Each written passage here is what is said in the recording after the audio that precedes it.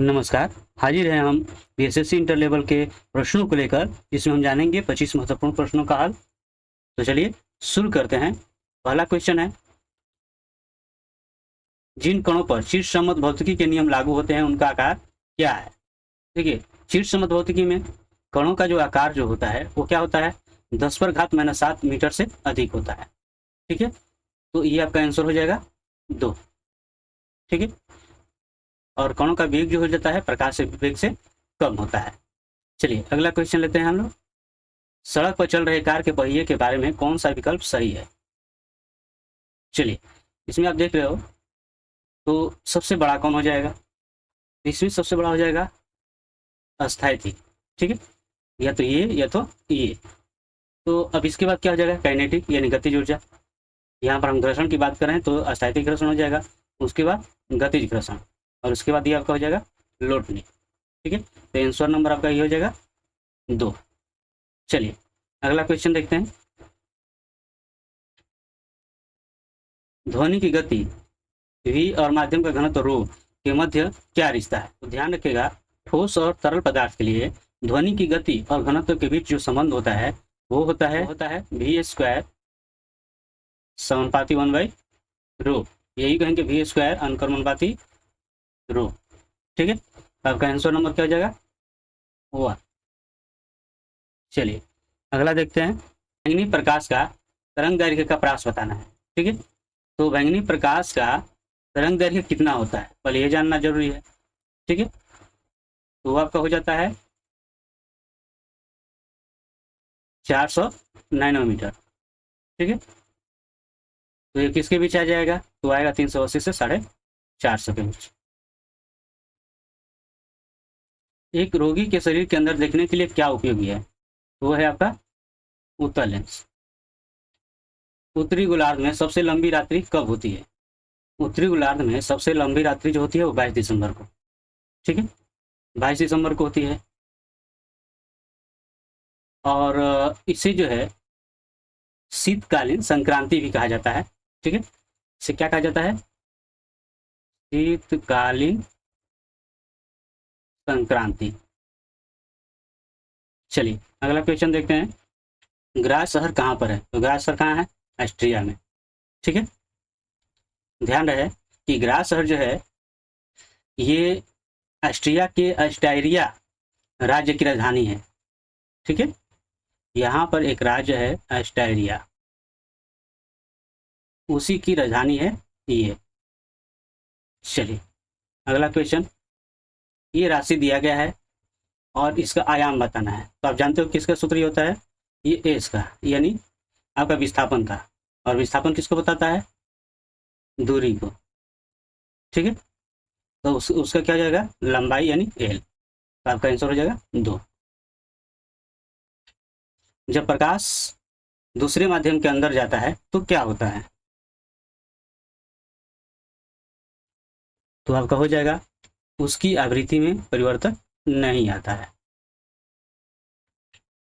दो अंकों x और y का एचसीएफ और एलसीएम इतना और इतना है, तो इसका मान क्या होगा? तो आप जानते हो कि दो संख्याओं का गुणनफल जो होता है वो एचसीएफ और एलसीएम के गुणनफल के बराबर होता है, यानी 4 गुणा क्या हो जाएगा? 48, और गुणा करेंगे तो 4 8 32, 8 जगह 16 थी 19, यानी 192। तो आपका हो जाएगा 1। चलिए अगला क्वेश्चन। दो भिन्नों के महत्तम समवर्तक और लघुत्तम समवर्तक के विषय में कौन सा सत्य है? तो ध्यान रहे, अगर जैसे एचसीएफ का देखते हैं तो एचसीएफ इज इक्वल टू क्या होता है कि जो अंश होते हैं, अंश का क्या हो जाएगा? एचसीएफ, और जो हर होंगे उनका हो जाएगा एलसीएम। ठीक है, तो यही आपका हो जाएगा 1। चलिए अगला देखते हैं। दिया है 48 ये, और इसका महत्तम समवर्तक कितना है? तो आप क्या कीजिए, देखिए सीधी सी बात है, भाग भी दे सकते हैं आप। 48 दूना 96 हो जाएगा, 8 में 6 घटेगा 2, और ये आपका हो जाएगा 10 में 9 घटा 1, कितने बार में कटेगा? 4 बार में, 12 चौक 48। तो 12 से क्या कीजिए, 140 में भाग कर दीजिए, तो आपका हो जाएगा 12 एकम 12, 2 और 0, 12 एकम 12, तो ये 10 में 2 घटेगा 8। अब जो है 12 में भाग दे दीजिए 8 से, कितनी बार में जाएगा, 8 एकम 8 यानी 4, और 4 से इसमें कीजिएगा तो 4 दूना का 8, तो इस तरफ सबका आंसर क्या हो जाएगा 4। ठीक है, चलिए अगला देखते हैं। सेल्सियस में 5 डिग्री फ़ारेनहाइट क्या होगा। फ़ारेनहाइट और सेल्सियस में संबंध क्या होता है, तो होता है 1 माइनस 32/9 बराबर C/5। अब F यहाँ पर कितना है, 5 है, माइनस 32/9, अब 5 भाग इधर आएगा तो गुणा हो जाएगा C।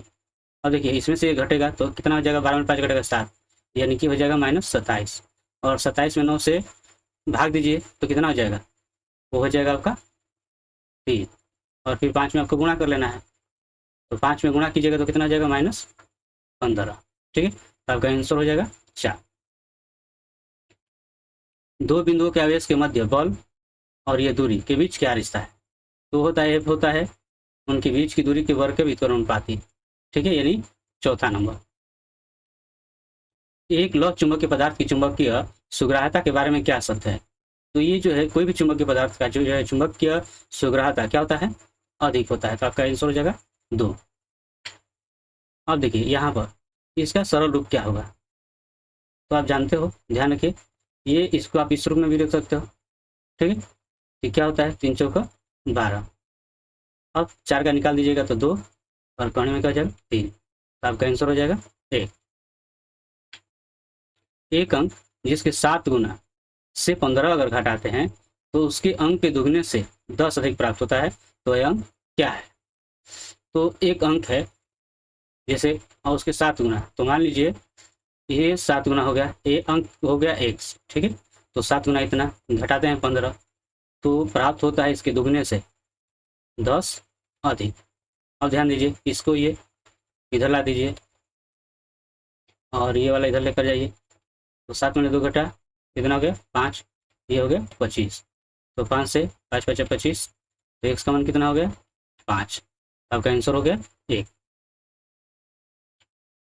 आयु में बड़े राम और छोटे श्याम की आयु में 16 वर्ष का अंतर है। 6 वर्ष पहले राम श्याम से 3 गुना बड़ा था, तो 6 वर्ष पहले राम जो है श्याम से कितना बड़ा था, 3 गुना।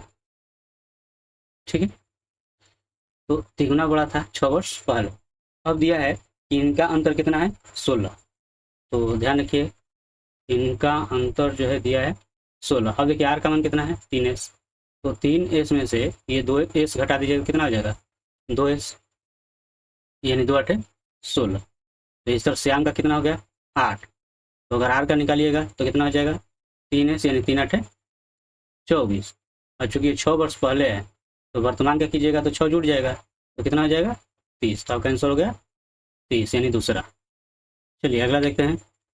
ए और बी एक कार्य को पूरा करने में 4 दिन लेते हैं और ए अकेले इस कार्य को 12 दिनों में पूरा करता है, तो बी अकेले इस कार्य को कितने दिनों में पूरा कर पाएगा। तो देखिए इसके लिए शॉर्टकट आपका हो जाएगा, ये 4 में जो है और इस 12 में गुणा कर दीजिए, और फिर इस 12 में से 4 को घटा दीजिए, तो ये 12 चौक 48 हो जाएगा, और ये आपका घटा तो 8, तो 8 छक्का 48, तो कितना दिन लगेगा 6 दिन। ठीक है, चलिए अब इसमें दिया न्यूनतम भिन्न कौन सा है, तो देखिए यहाँ पर आप देख रहे हो कि ये कौन सा है, उचित भिन्न है।